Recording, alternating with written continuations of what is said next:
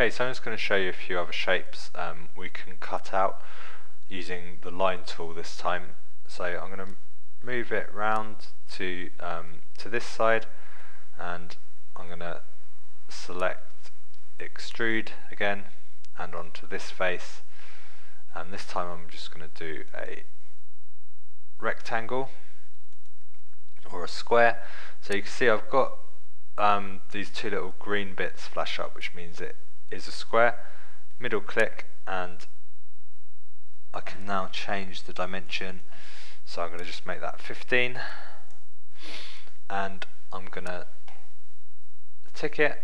So I'm happy with that square, and I'm going to drag that down to cut the shape out and tick. Right, this time though I want to just round off these corners, so I'm going to use the round tool again, but I'm going to go inside here. Right, I don't want it anywhere near that much, so I'm going to do it about, see what 3mm looks like. That looks good, and I can round off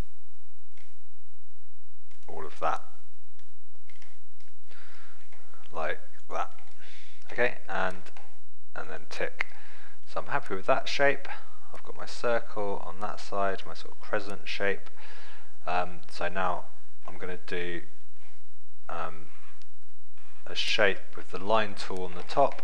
So I'm going to do extrude again and select that face, and then I can use the line tool and I can just draw in any shape that I like.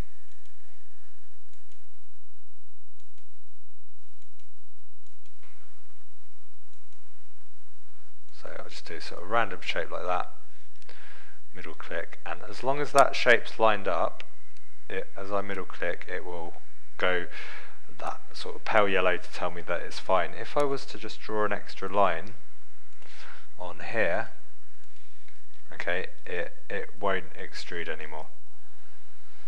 Okay, so when I click OK, it will tell me the section is incomplete. So if I need to, and it will tell me why here. So it says not all open ends have been explicitly aligned, intersecting entities encountered in this section. So that is that line there, and it gives you a little red square to show you where the problem is. So section is incomplete for reasons listed in the message area, exit sketcher, and so yes, I do want to exit. No, I didn't want to do that because now I've got to start again. What I should have said is no, and then I could have just deleted that line. Okay, if you've done the wrong thing like I did, we've just gone back to the beginning of the extrude, and we can select that surface, go back with our line tool and draw in a random shape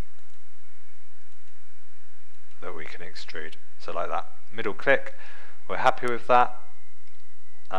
We can tick, and you can see it's just created an extrusion of that shape, and I can push that down and it will remove the material.